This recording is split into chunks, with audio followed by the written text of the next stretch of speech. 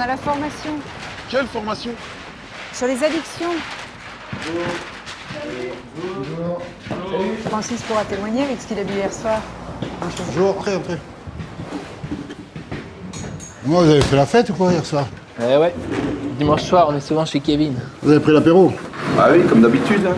Ouais. Mais qu'est-ce que vous avez bu? De la vodka. Tiens. Tu fais comme si c'était de la vodka. Puis tu me sers une dose comme si c'était à la maison. Hein? Ouais.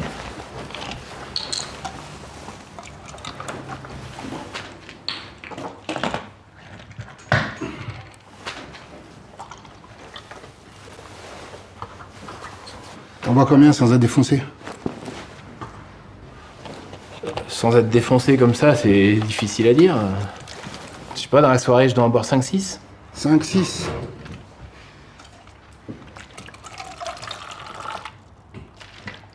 Ça, c'est une dose de bar. Une dose de bar, c'est une unité d'alcool. Bon, là, on va dire que t'as servi quoi? 2 doses? T'en prends 5? Ça fait 10 doses de bar. Alors, selon la corpulence, le sexe, selon le fait que t'aies mangé ou pas, tu peux faire ce que tu veux, il te faut 2 heures pour éliminer une dose. Toi, t'en bois 10, ça fait combien? 20 heures. Parfait. Bon, imagine, tu vas te coucher à 9h, ok? Tu fais ta nuit, et à 7h, tu es sur le chantier. Tu es encore positif. Et si ce matin, tu as un accident sur le chantier, si tu blesses quelqu'un, tu seras poursuivi en justice. Si tu tues quelqu'un, c'est les menottes, direct, tu vas en prison. T'as déjà été en prison, Francis?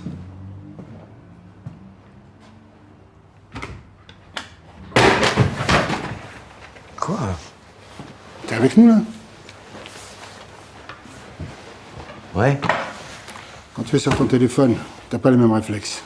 Téléphone, l'alcool, les drogues, même certains médocs.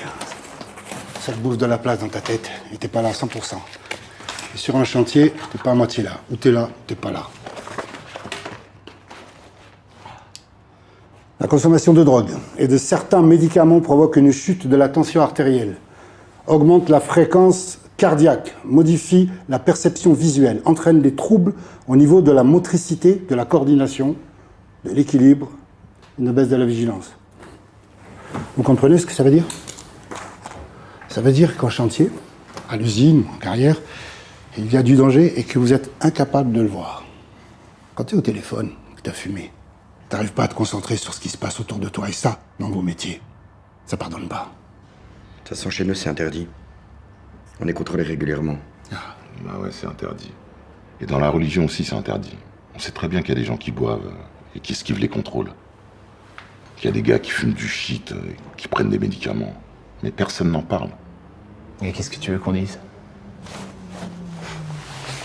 Moi, j'ai un collègue, c'est comme mon frère. C'est son père qui m'a tout appris dans le métier. Et ben, ce gars-là, il fume des pètes. Voilà. Je le vois, parfois, il arrive le matin, il a les yeux rouges. Je vois bien qu'il est pas là. Il croit qu'on le voit pas. Moi aussi, je vais te raconter l'histoire de quelqu'un. Un mec sympa. Tout le monde l'aimait bien. Ce mec-là, tous les matins, il se trouvait un petit pet. Un rituel. Pas dangereux, hein, de l'herbe. Que du bio. Et ce gars-là, un jour, au moment de décharger la canalisation, c'était du 600 béton. Il a mal accroché les lingues. Il avait fumé. Il a mal accroché les lingues. Quand on a monté la charge, les lingues a glissé. Et la canalisation est tombée sur son collègue. C'était son meilleur ami. Il est mort dans ses bras.